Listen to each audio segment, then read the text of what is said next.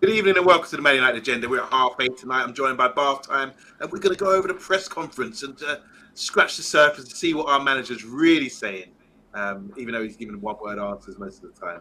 By the way, there's a fireworks display going on right now. If you can hear it, the dogs are scared, petrified, and me too, because I'm working with Bath Time. He's in a bit of a foul mood.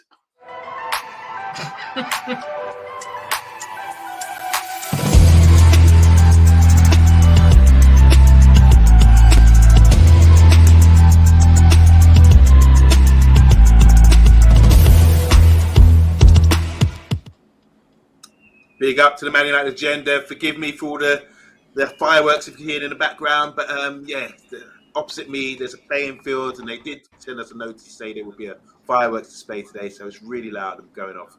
It's not Diwali, it's not fireworks night, it's something else. I don't know what they're celebrating. But we might be celebrating tomorrow Bath Time because the press conference happened today. We've got a big game tomorrow night, 8 p.m. How are you feeling about it? I'm all right, but I do have a bone to pick for you, to saying like I'm in a foul mood. I'm not in a foul mood. I'm just really tired. And also, you've got to stop saying scratch the surface. That means I love shallow. that. It means shallow though. Like dig deeper is what you mean. A deep dive. I'll tell you something. When I was young, I was about 18 years old, and I went to work in the same career that I'm in now. And I was a bit intimidated. And there was this guy who's a boss, and he's a very flamboyant camp guy. And he used to come like in staff meetings. He used to have these great sayings like "any other business" or "moving on swiftly." All this kind. And I used to admire him. He was so smooth with it because I used to be nervous in meetings. So one of the things he used to say is you have to scratch the surface, and I've used it ever since. It's one of my favorite lines.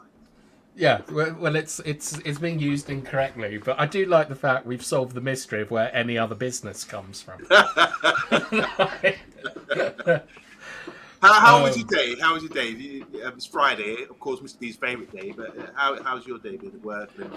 Yeah, I had to take a half day. It wasn't very well this morning, and then like I was pretty shit in the office, to be honest. And then I came home, and I'm really upset with these 8 p.m. kickoffs, to be honest, on Monday. Like, it interferes with our social life.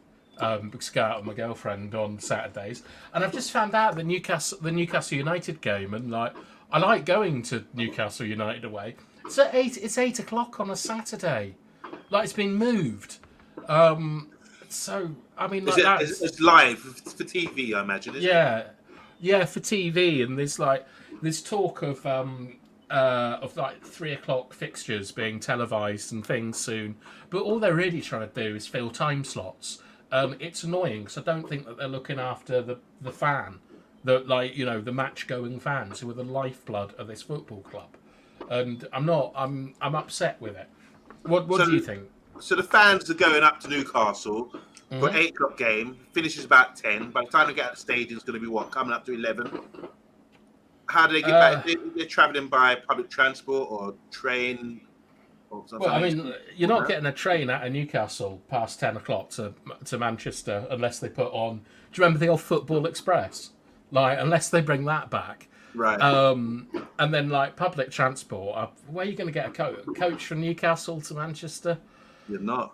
You're not. No. So it's hotels or whatever. I mean, obviously, I was based in the northeast quite a long time, so I've got places to stay. But I just think it's really rubbish. Like. I wish the Premier League looked after the fans more because do you remember during COVID they were all like, "Oh, football's for the fans. It means nothing without the fans." Yeah. And now the fans are back and they're like, "Actually, we want more money, so let's just create a new kickoff time." In Newcastle, they say there's pound for pound, there's beautiful women up there, and I can vouch for that as well. I've been up to Newcastle, and I stayed in a hotel as well. I imagine many fans will be staying in hotels overnight if that's the case with transport issues. But I remember this beautiful receptionist, and when I was leaving, I'm sure she was checking me out. Anyway, let's get on with it. That's awful. That is awful.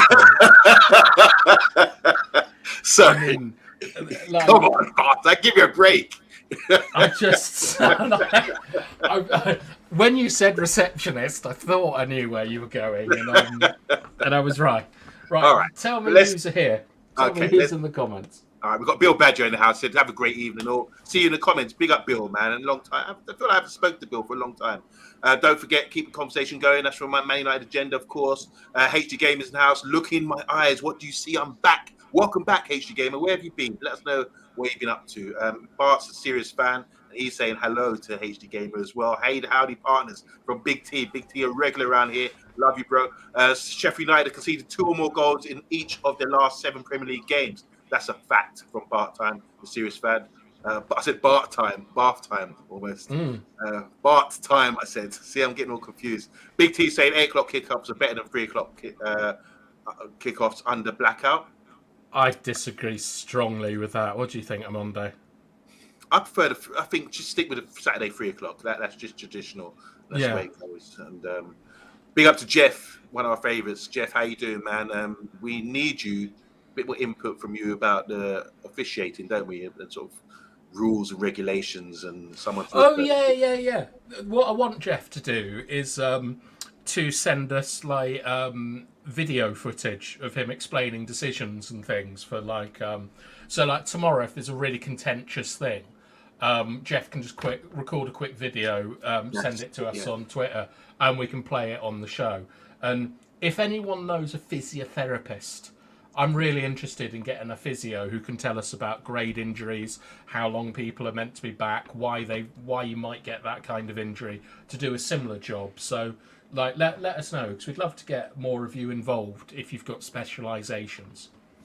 Big up Bart saying here, the Premier League are more concerned about global viewership than local fans. It's unfair, but it is what makes them enormous amounts of money. Finding an impasse like Bundesliga is a must. We got Jeff again saying Bart and bath time in a bath, spicy. And we still need to do that. I don't know if he's talking about the bath or actually coming on and giving us stuff. Anyone can come in my bath. Yeah. Anyway, let's move on. We talk about the press conference.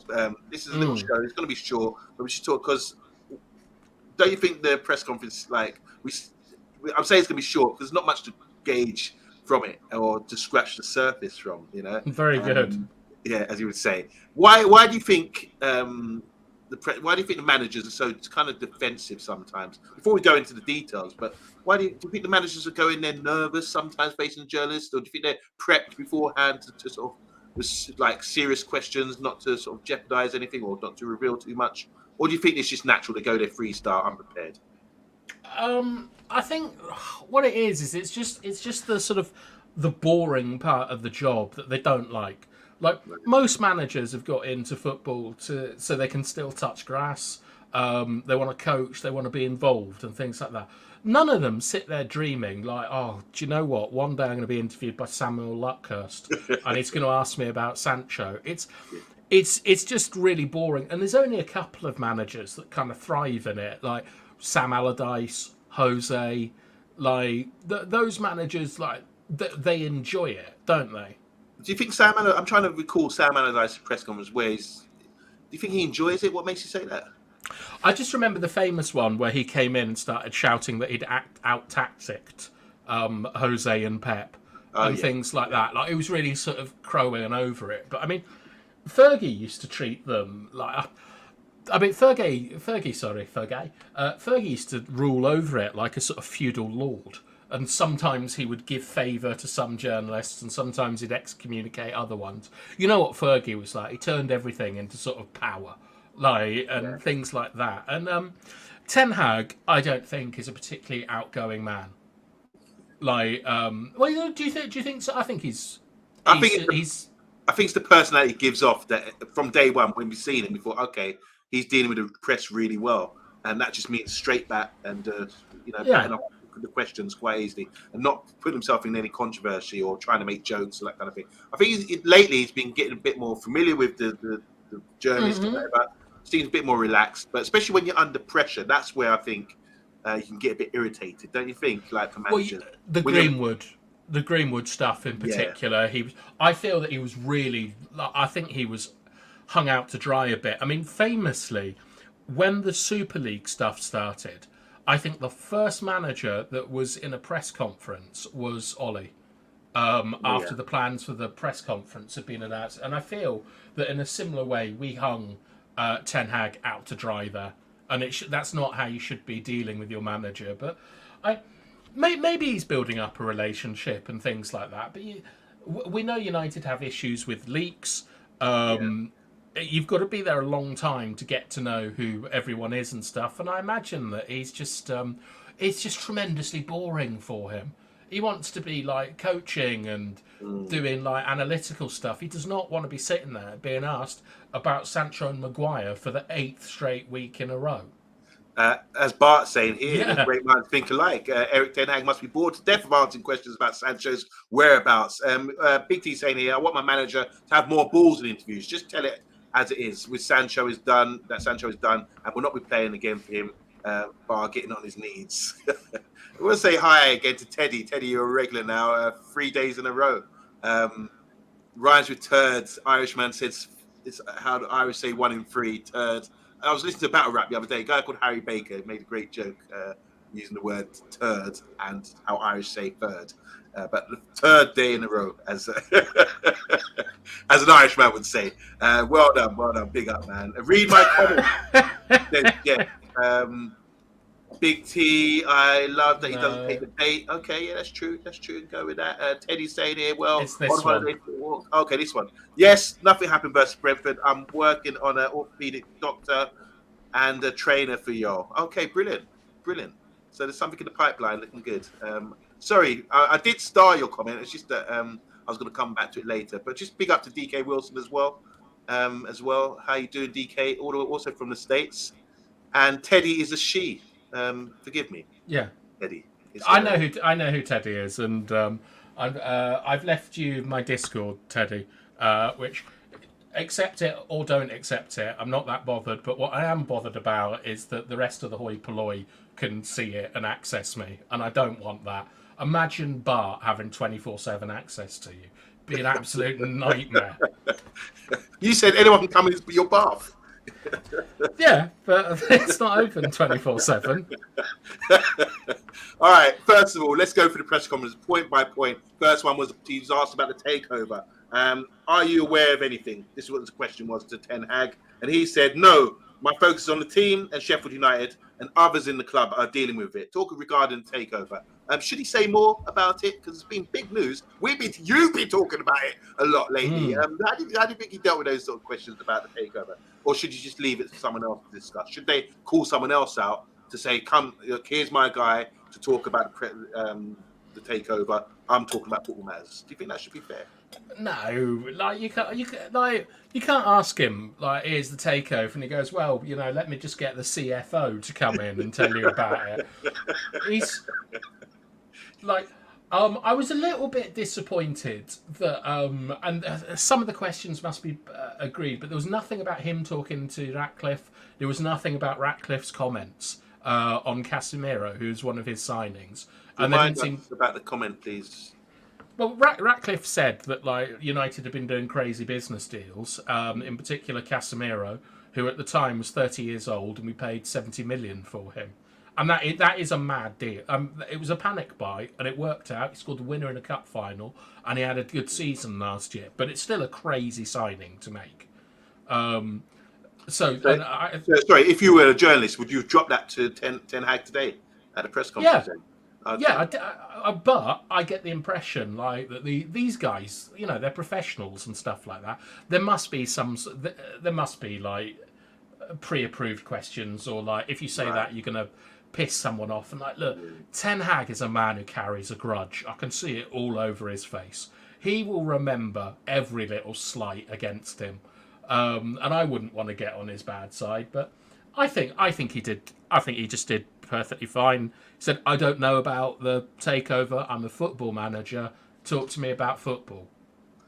And Teddy's going to get it now, bath time. Evening from King Dino as well. Big T saying here, has Big Sam ever had a big budget? Would be interesting to see what he could do with some Benjamins, meaning cash though. Yeah, I think he deserves. He did have a big job. He got Newcastle, he got England, he met them both up, didn't he? Somehow. Yeah. All right. Next question, and it was brought up in the comments earlier. It was about Sancho. Yeah. Surprise. and it's quite short. So basically, they said any change in the situation with Sancho. Just give us a little summary where we're at. Backstory. Let's take it back a few months. What's the situation with Sancho? Just for those who don't know. Everyone knows Monday. Sancho claimed that he was a scapegoat, and put a statement out on social media. Didn't take it down. He was told to apologise. He wouldn't apologise. All very boring. Like complete direct. Like he just disrespected the manager and his teammates. And the thing is that I believe that we still owe Dortmund money for him. And so, because it was done was it not 30-20-20, the deal? 30 million one summer, 20 million the next summer, and then 20 million this summer. Okay. Well, it looks like we're sending him back to Borussia Dortmund and just saying, keep the cat, like, we're not going to pay any more money, you have him. And he seems to be happy with that, and it's been an absolute disaster. And what do you expect? I mean, what would you say? If you're Erik ten Hag, and I say to you, Mr. Ten Hag, what's going on with Sancho? Well, I would do the straight back business again. Just say that nothing's changed with that situation, and just refer to the previous thing what happened. Because it's a hard one. You don't really want to be discussing that. Let me just shout out this though. I've been watching a few podcasts in the last few days, and Colin Richards, is it Colin Richards? He went and played in Fenerbahce, and who else was there? There was someone else. Julian Lescott as well. He went and played in Greece. Colin Kassim Richards. Do you remember him? Oh, yeah. So he played in Turkey for a long time. He's got nationality for Turkey as well. And just Julian Lescott. We're both talking about corruption. So when the fixture list comes out in these countries, they only do six fixtures at a time to avoid corruption, that sort of thing. And what happened with Colin? He wasn't getting paid his wages for like 4 or 5 months, and then he was threatened and by the ultras and threatened by his own sort of, not the manager, but maybe the chairman as well. And he had to leave, had to get out and go to Galatasaray instead. And the same applies to who's the other guy? Josh Lescott as well. He had issues in Greece, so it just shows you how, thank God, we got the PFA to avoid all these sort of issues. I know we seem to have a lot of issues in English football, but it just shows you that, we talk about Sancho and things like that, people crying about not saying sorry or whatever. But when your life's being threatened by your own club, or you're not getting paid for 4 or 5 months, Sancho sorted it out. And they were actually asked, they said, what do you think about the Sancho situation? They said, it's not as that bad. Sancho just needs to decide what he wants to do about that. So, yeah, it just shows in England, we are kind of lucky really to have sort of organisation like the PFA where they can get that protection, and they're not going to get no scandalous, stupid corruption or threats like that towards the players. But so he did say, I've said everything I have to say about the Sancho situation. Not on the thread BATHTIME. I'll check via web. That's for you. Justine isn't buying any other English club. Want to say hi to Vincent as well. Regarding Sancho, again, because we're on that subject, Bart saying here, Sancho should look to reunite the fire in his belly. With Anthony out, this could be his chance. But then he can be a Ten Hag right winger, as he's technical, 2-footed and cross, but needs to be a bit faster as well. So they're saying there's a window of opportunity for him. Bart saying again, apparently United have taken a 30 million hit on Sancho to loan him to Dortmund. That's probably in January. And Sancho isn't getting the chance, Bart. I don't know what's going to happen. When Bergie would put his arms around Sancho and help him see the light, he would have challenged Sancho in a healthy way. That's all speculation, but yeah, we want the situation sorted out, most definitely. Ready to move on? Yes, please. Okay, so the next question was about the last game. And obviously, it was dramatic, wasn't it? With our guy, Tommy scoring a brace like the last couple of minutes. So they were asked, obviously, the journalist is asking the manager, can you use the momentum of the other game to restart the season? And he didn't like the terminology, the manager. He said, look, restart. He said, look, we got strong dressing room and we were physically strong. That's why he felt that we won the game, because we were physically strong all the way to the end. And he said, we kept going, which is the Man United way. We've always been traditionally like that. But he also said that we were mentally strong and showed a strong spirit as well to sort of get that result at the end of the day. So it's never over till it's over. as you say. Do you think the Brentford game has like restarted our season? I know you mentioned something about the international break, sort of putting a stop to that, and we have to restart again. But do you think, like, with going forward, we can sort of like use that game as momentum? Yeah, well, the problem is with the international break, that momentum goes, doesn't it? But it has to. I mean, like, but McTominay's winner is like one of the most dramatic things we've seen on a Saturday afternoon in Manchester for years. Yeah. Probably going all the way back to when he lobbed Edison from 40 yards out. That's the last time I can remember scenes like that. The game before COVID, like, changed the world basically. But there's some interesting stuff that he said in there, and when he talked about strength, physical and mental strength, Yeah. my first thought was Donny van der Beek, because Donny was on the bench in that game and he didn't come on again. And I think rather like Sancho, there's got to be we've got to take the hit. It's an exit plan. We got to get him out of the club. And he also took off Casemiro and Rashford in that game. Rashford, there were lots of reports about how he was, like, his body language and things was pissing Ten Hag off. And I have to say, like, I'm not a huge believer in sort of like pseudoscience and things like body language. Yeah. But even to me, it looked really obvious that something's wrong with Rashford playing for United. Sulking, head down. I don't know if you remember, but he booted the ball at an advertising board. And then Casemiro, like, physical levels not there. So, I mean, I wonder if Mabry did Hannibal come on in that game? Yeah, yeah. He either came on or he started. He didn't start. Yeah, Ericsson came on, didn't he? Did Ericsson come on for Hannibal? Or did he come on for Mount? Ericsson came on for Mount, and Hannibal came on for Casemiro. If I recall rightly, yeah. Right. So I'm a fan of Mabry. I think he needs more experience, and you get that by playing games. But he's exactly that. He's strong.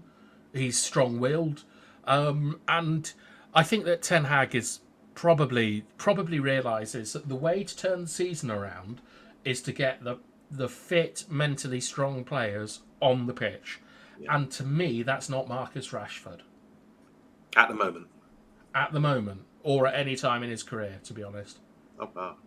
Bart's saying here, the Brentford result was great, seemed ages ago. However, its hero McTominay cannot play in the forward positions that United are stacked. The game showed the technical limitations of Man United's play. Do you respond for God's to that? sake, Bart. I mean, it's Bart, so sometimes it's a wind-up. But what you should be looking at is the Jordan Henderson role, which was your right-sided central midfielder, whose job was to defend the channel and crash the box before Father Time caught up with him. McTominay and Hannibal Mabry can do that perfectly fine. They don't need to be involved in ball circulation. They don't need to be receiving in between the lines. Like, this to me sounds like Bart's gone on to Chat GPT and typed, "What is the best way to annoy bath time?" And then he's just said it. Because Bart should know better, to be honest. But there we go. All right, moving on. This is a big one about Nana. And this is really interesting response and question. They said to him, they asked about his form, because obviously he's been getting pelters lately about mistakes that we've seen live. He got lobbed in pre-season, and he's not strong hands with some of the shots he could have sort of saved, and now everyone's comparing him to De Gea and that kind of thing. So he's under pressure. It's a big club. It's been a big club before, though. So the manager responded by saying he will get much better. It's about integration. He's going through an integration period. So he's new at the club. It's still going through that induction in integration period. And he also mentioned this. He said Schmeichel, one of our greatest keepers, and De Gea both had sort of issues settling into the club. And they both had sort of similar starts as Onana's having. They didn't start too good, he said. He will make his future with us by giving better performances. He's a great player. And he went on to say that he played for Barcelona, Ajax, Inter Milan, being in semi-finals, finals of Champions Leagues. He knows he's a great player. He can do well. So do you agree that he's a great player and he can do well? Do you think he just needs time, just the integration period, as the manager says? Or is there something else going on bigger? There's quite a lot going on, isn't it? Like, I think that getting lobbed in the pre-season Yeah. might have got to him a little bit because the guy's he's got the credentials. He got to a Champions League final and he played really well in that Champions League final, and he's come into a team where last year United had one of the deepest lines in the league. Like I believe it was the fourth deepest, Yeah. and this year our line actually has only gone up by 4 meters, which isn't a huge amount, but it's all those guys there are not like really.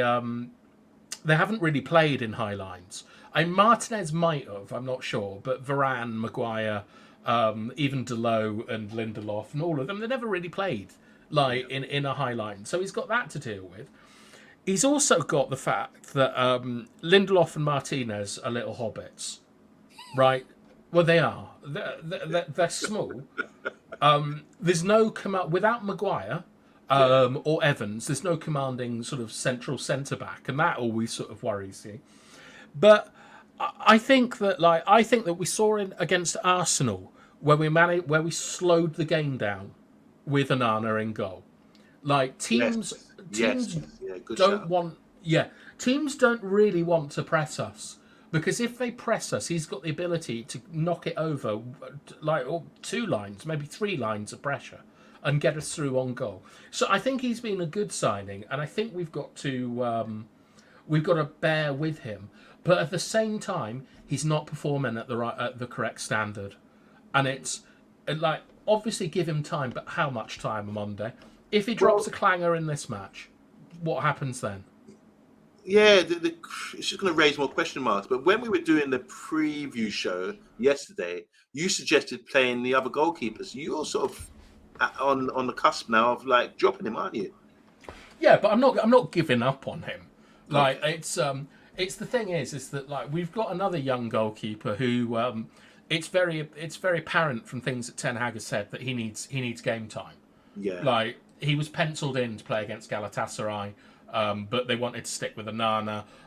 He should have played against Crystal Palace in the cup, but they wanted to give Onana more confidence. So he's owed games. And to be honest, if you're training well and you're doing what's expected of you, and the guy in front of you isn't performing, look at the Sancho situation.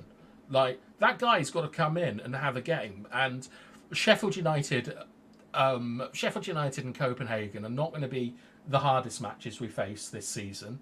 And I think that Onana needs to kick up the arse. I think all of them need to know that you shouldn't be in fear of losing your place, but you should know that you're not like undroppable. That you've got to be at a level or you're not going to play.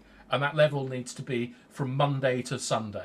You need to be performing at that level all the time. And that's my take on it. Oh, good shout. Jeff saying here, Big T, I support Mr. B on the takeaway. Free for all on the channel at 10 p.m. tonight, your time. UK time, that is. Don't forget, guys, 10 p.m. tonight is the takeaway. And if you want to discuss anything about the Premiership, other teams as well, you've got different fans on there, and it's going to be hosted by Mr. B, who you see at 10 p.m. So make sure you tune in for that. Bart saying here, the major positive for Man United is that Varane and Reguilon are back. So Ten Hag can play a proper back four with a natural left back. So Amrabat can play as number 6. The Brewster, Matt Burney duel with Varane is key. It's not Brewster, is it? Brewster hasn't been playing. It's the guy that got on loan from Villa, the under-21 English guy, I think. Brewster hasn't played for him for a long time, I don't believe. Big up to Rajek, by the way. He says, true, he needs to sit out the game to give his head a rest after the game got cancelled. Obviously, we're going to come on to that point. I'm just jumping the gun. But, yeah, that's Onana. What do you think about, is it true that Schmeichel and De Gea both had bad starts as well? From what you can remember? I'm a bit too young to remember like Schmeichel's start. It was 92 or 93 we signed him. Yeah, it's a little bit early for me. But I mean, De Gea, Jesus Christ, he was. I mean, Anderson was trying to show him how to punch a ball and things like that. It did not start well for him. But you have to remember, Evra Vidic had absolute disasters on their debut as well. That's true. Like Evra hooked off at half time, like on his debut. And he became one of our greatest ever left backs. Certainly. And he was probably booed for those performances. And so was Maguire recently. He's been booed and getting abuse. We know about that. And on England duty as well.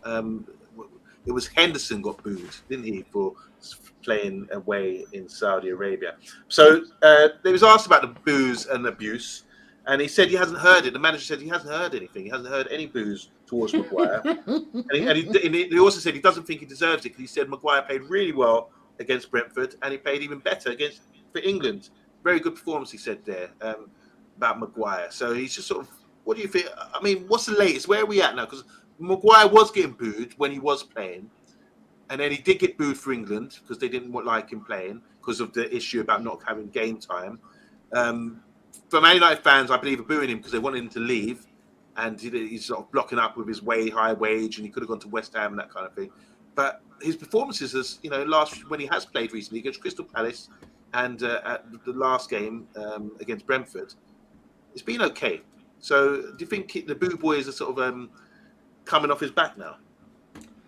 Well, look, I think in cup and European matches at Old Trafford, you get a slightly different crowd, and they're constantly shouting "shoot" at the most annoying times, and on the telly that comes across as booing. I don't think Maguire has been booed by the home fans. I mean, obviously Andy Tate's out there booing everyone, but I don't think that I don't think the whole Stretford end has been booing him. But again, for England, he's been booed. When he came on against Arsenal, they took the piss and chanted his name and things like that. And to be honest, this is just Harry Maguire's life now. When he plays away from home, everyone laughs at him. And the best thing he can do is get that big fat head of his on some corners and score some goals and protect our goal and play well. I mean, what do you want Ten Hag to say? The boos? Yeah, I boo him as well. Every day when he comes in, I boo him. I just think that I think Maguire's a bit of an idiot sometimes. I don't think he should be saying to England fans they're not real fans if they're booing Henderson. I think you just keep your mouth shut there. I think you keep your mouth shut about your ridiculous winning record with Ten Hag and just go and do it on the pitch because he's a good player and there's a way back for Maguire.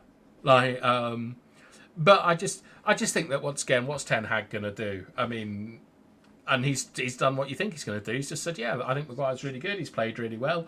Are you going to play him if everyone's fit? Absolutely not.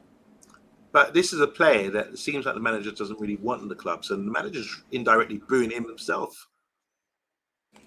Yeah, but that's up to Maguire to change.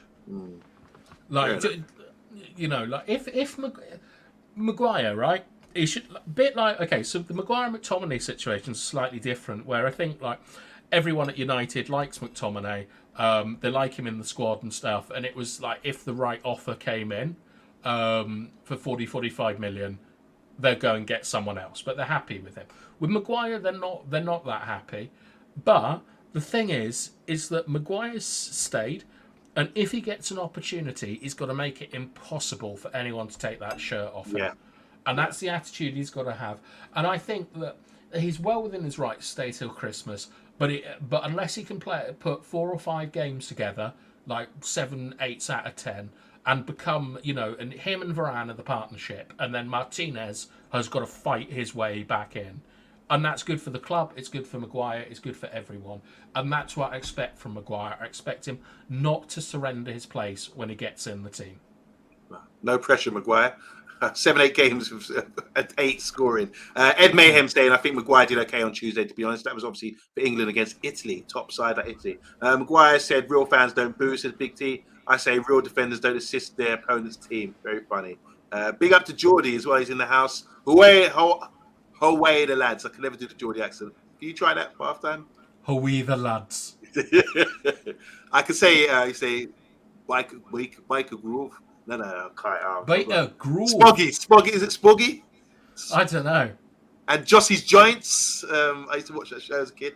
Brilliant show. Anyway, Bart saying here, it's good for him, Harry, to get some game time. But let's face it, if Eric had his way, he would have sold him. Harry can't play a high line, doesn't read the game well. That's from Bart. Jesus, Bart. Now he's trying to wind you up.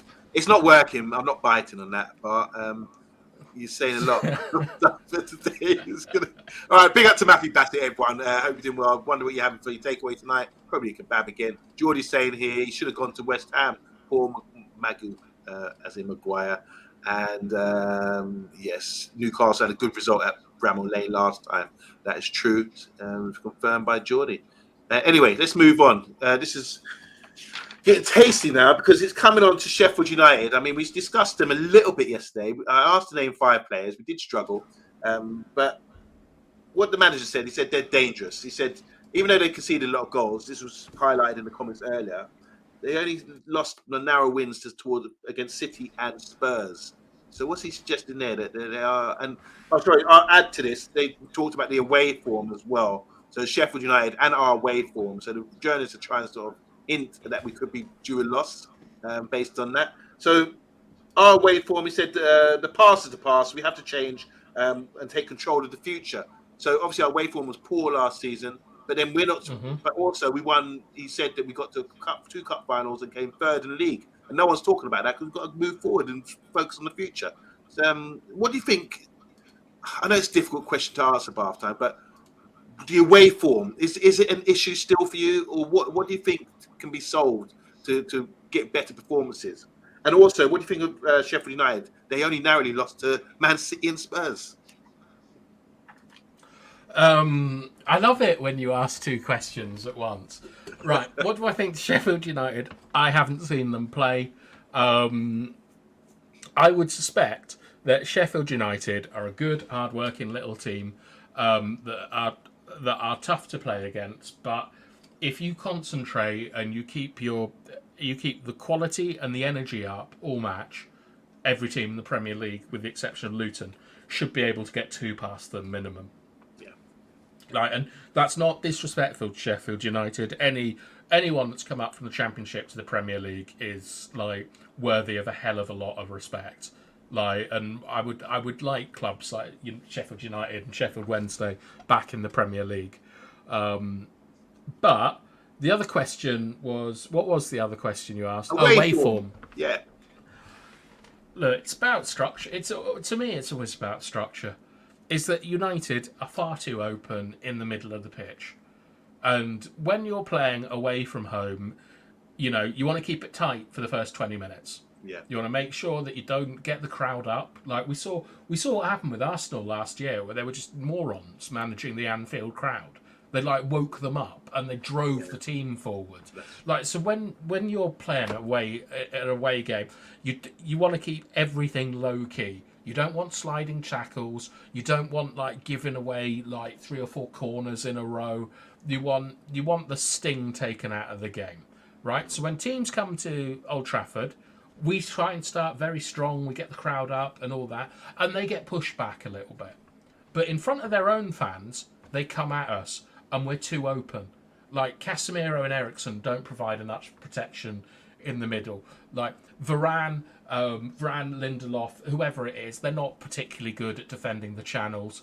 Bruno's too high up. Rashford's not tracking back. There's too many spaces there. And the thing is that that's not a crazy opinion, because we've seen that over the course of a year that we've been done. And you go back to Ollie's team, which had McFred in it, who just basically all they did was defend the channels in the centre of the pitch, and we played deeper. We stayed in games. We would win. We'd come back at half time, most of them, and sort of score 2 or 3 goals because we were tight and compact and worked hard. And I don't think we're working hard enough, and I don't think we're structurally strong enough to go and play our style of football away from home. Really good point about Fred and McTominay being controlled in the middle. I agree with you about being open in the middle. That's evident from what we've seen this season and last year. But the manager did say we've won our last 2 away games, apparently. I'm trying to remember who they were against. I can't remember. Did we win? We beat Brentford at home. Prior to that, we lost to Spurs. We lost to Arsenal. Forest was at home, wasn't it? Yeah, and we were 2-0 down at home against Forest. I forget. Burnley. We beat Burnley away. That was one of them. And I can't remember if we called the other one. Bayern Munich. We lost away. Yeah, we lost to them. There was another game. The manager said we won our last 2 away games, so I can't recall. Burnley was one. I can't remember, but maybe he's dreaming. I don't know. Anyway, let's get on with more pressing matters. So I don't have a banner for this one, but I didn't want to really talk about it because do you want to say big up to Lindelof? He's a Swedish captain. Obviously, he's gone away on international duty. I didn't know about this. You've had to inform me. Do you know if you could just give a little summary, bath time? What happened in the Sweden game recently, and the responsibility of Lindelof being the Swedish captain kept him up all night to talk to the press, and he didn't sleep. And he came back and trained this morning or the following day, and the managers praised him for that. So just give us a little rundown what was going on over in Sweden. Yeah, Lindelof's had a hard time, and so have a lot of people out in Sweden. Due to some geopolitical issues and some decisions by the Swedish government, a lone gunman shot, I believe it's a 50 and a 70-year-old man, like outside of the game before he himself was taken out by the police. And obviously, in situations like this, you have to be super cautious. And the game was abandoned, but fans and players were kept in, were kept in the stadium, and then given armed guards and things like that. And in those sort of situations, it's terrifying. A lot of the time on Merseyside, in Champions League games, a lot of Liverpool players have complained about the fact that a lot of them get robbed.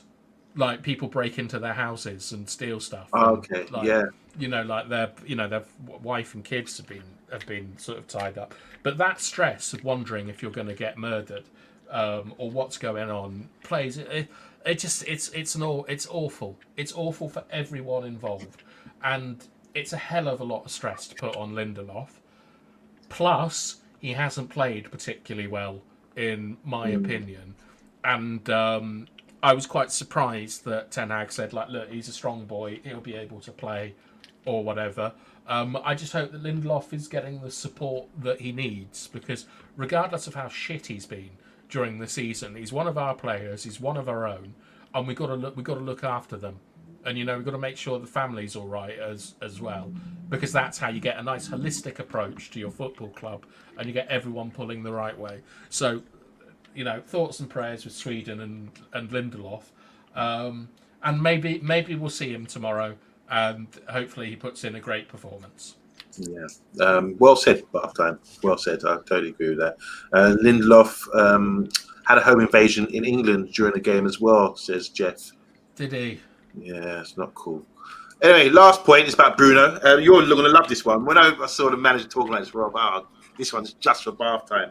So the question was, Bruno's best as a number 10, the journalist is saying. They referred to him playing international football for Portugal, and winning all these games and having all these assists and playing really well as a number 10. And they said, but he's been playing right wing. So bigging him up at right number 10, one of the best assists and best goal creators in the Premiership and European football, according to the journalist. And then switches it on the manager and says, but you've been playing him at right wing. Now, the question was, would you swap him and Mount? Meaning Mount should play right wing, so Bruno could play more centrally as a number 10, where he's apparently been more effective. The manager said, as a squad, you got injuries, etc. He said, we've had injuries at left back and at right wing. We have to find solutions. And it's not typical, but it's not typically a right winger, Bruno isn't. He's not typically a right winger, but playing inside as a number 10 on that role. So when he basically saying when he plays at right wing, he does drift in to number 10 to find create those creative sparks and everything else. He said bring him into a position where he is at his best to contribute to the team's result. So playing at right wing, the manager dismissed that. He said he's unique playing at right wing because he drifts in to those positions to create anyway. So he's not holding that sort of position. He's unique in that position, in playing as right wing. So question here is it true that he should be a number 10 strictly and just playing him his ultimate position? Do you endorse the playing Bruno out wide? And what do you think about the journalist suggesting that Mount and Bruno should switch position? All right. So that's 3 questions. I know. I'm firing away. That's my turd. We're scratching the surface, isn't it? So good one. I think Ten Hag brought up one of my annoyances with Bruno when he plays right wing, is that he plays too inside, and that messes up the structure of your front 5 players, because you want to be spreading that block open. And the way Ten Hag thinks you do it is occupying each of the areas. So if Bruno, a winger, right, doesn't matter.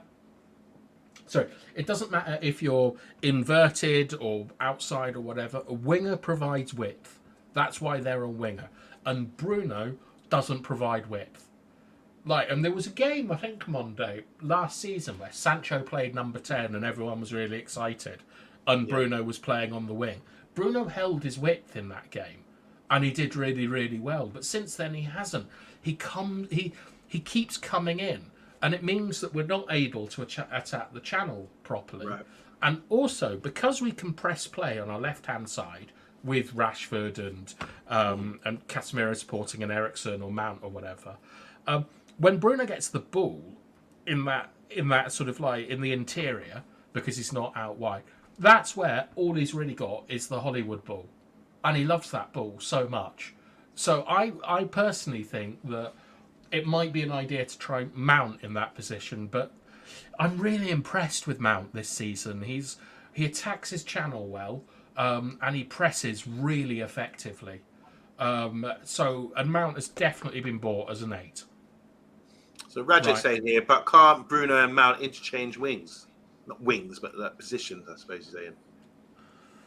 Yeah, they can. But the thing is that what I think Ten Hag is trying to do is he's trying to build a relationship between Rashford and Mount, where Mount's attacking the channel, Rajat, which is the space between the fullback and the centre back, and what that does is that creates this sort of hole for Rashford to sort of high step into and then hit a really poor shot. And stuff like that. And I think that he wants the relationship there. Whereas Bruno's just so good at generating chances wherever he is. Ten Hag's shoehorning him in, but I would much prefer I'd much prefer Bruno in the Ole Gunnar Solskjaer system, where it was him, Shaw, Martial, and Rashford making a diamond and playing around it and stuff like that. But that's my thoughts on it. Let's tackle these. So Bart's saying here, Bruno in number 10 does his best with runners around him and a couple of ball winners behind him holding shape. I hope Ten Hag doesn't stick him on the right or play him and Mount together as number 8. You're also saying here, as a winger, 2 close-out games, which United lead to an option, but will he stretch the play, as you were saying in Bathtime? He can certainly cross it, but Ten Hag uses him as a ball carrier in the middle. Rajat saying here, but can't Bruno and Mount interchange, which is talked on that. Teddy saying, no, Bruno at number 8 plays much better, has every time, same as SP. Who's SP? I know. I'm not sure. Can Mainu feature? Is it game too soon for him? Says Bart. We discussed this the other day. I'm not sure. Bruno at his best has not been good enough. Goals, win games, not created chances. Sell him, says Big T. Big T, you've got an agenda against Bruno. You should set up your own podcast called the Anti-Bruno Agenda. Hashtag us in it. If there's only one thing on an agenda, Monday, it's an agendum. That's basic Latin. Jeff saying, Teddy, I would take him at 8. And nice Bart, great points. That's from Rajat. And Teddy saying again, he's like Van der Beek, drifts right. Van der Beek just runs in straight lines. I think Van der Beek is. I can't remember what the name of the position is. It's like Space Invader or Space Inspector. It's a sort of German thing. And and Dele Alli used to play that position, and it's no surprise to me that they've both fallen off because it's just gone out of the game. But I agree with everyone else. I like Bruno at 8 instead of 10. I like him a little bit deeper. Circulating the ball, and I'd really like to see Bruno, Amrabat, and Mabry at one point, with Mabry as the runner and Bruno and Amrabat as the ball circulators, and just I think that's a nice balance. No one's really suggested that one before. That sounds good. That sounds good to me.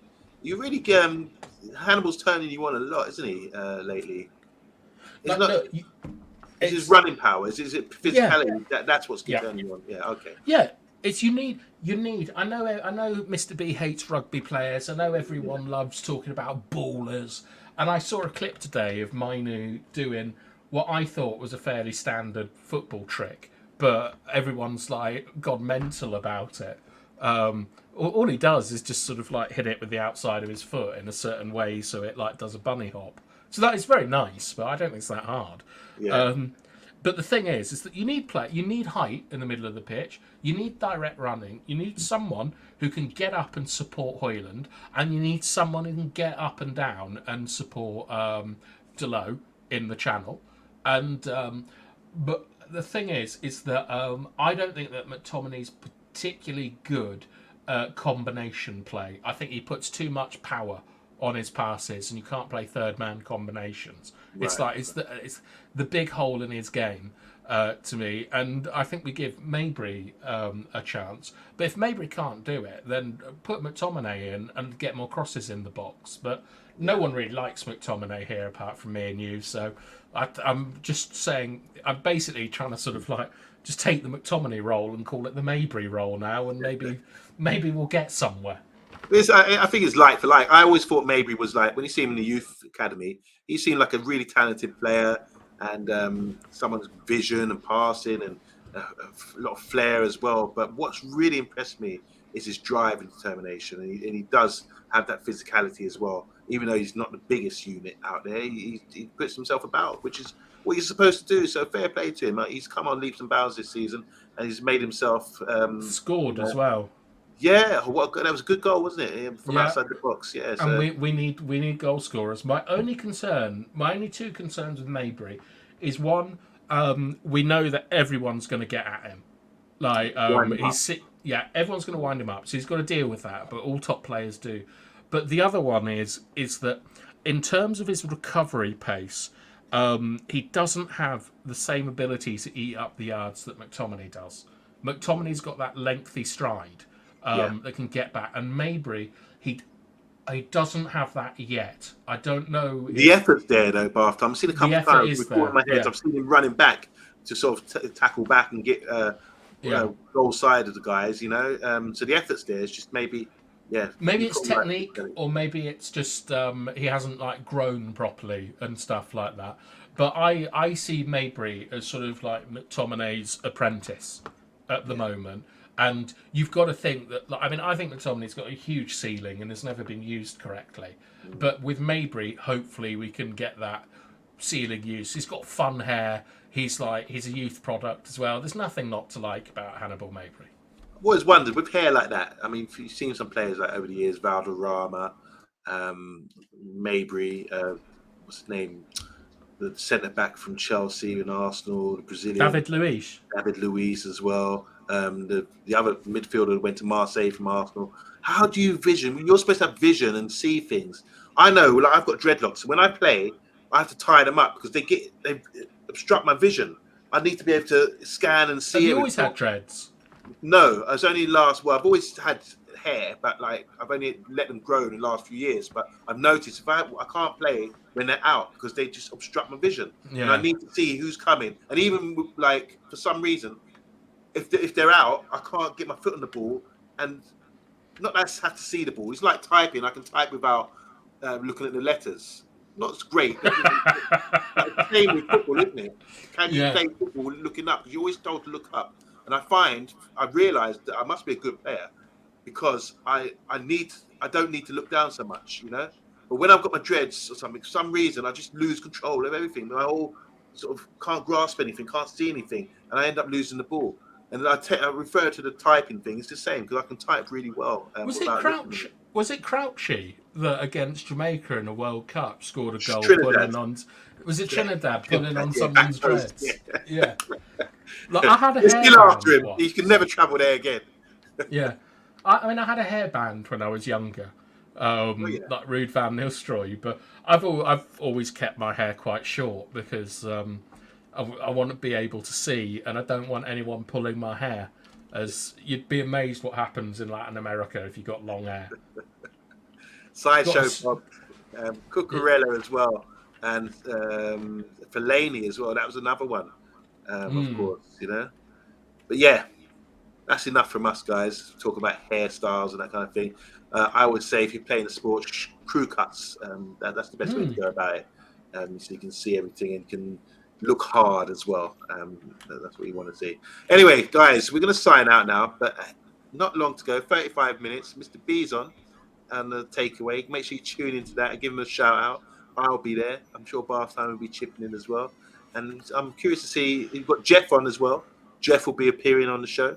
And I'm curious to see what other guests he's got on this week. And if you're a member, you can also go on the show. Don't forget that. You can join in with the party every Friday night at 10 p.m. and discuss the pending fixtures and the Premier League. Any last words from you, Bath Time, before we sign out? Yeah, we've got a watch along tomorrow. I suspect it will start at 7:45, and that's quite late for Mr. B. So God knows what state he's in, but it would be great to see all of you there. And then I think with the reaction show will probably be at 10:30, and God knows who's going to be on that. I think we have Brush, you, possibly me, and Mr. B probably won't be on. So we'll have a team for you for the reaction show, and it would be good. So like everyone, brush your teeth, get a good night's sleep, eat well, and we'll see you all tomorrow. Yeah, thanks guys for tuning in. Thanks again, Bath Time. We'll see you at 10 p.m. Thank you.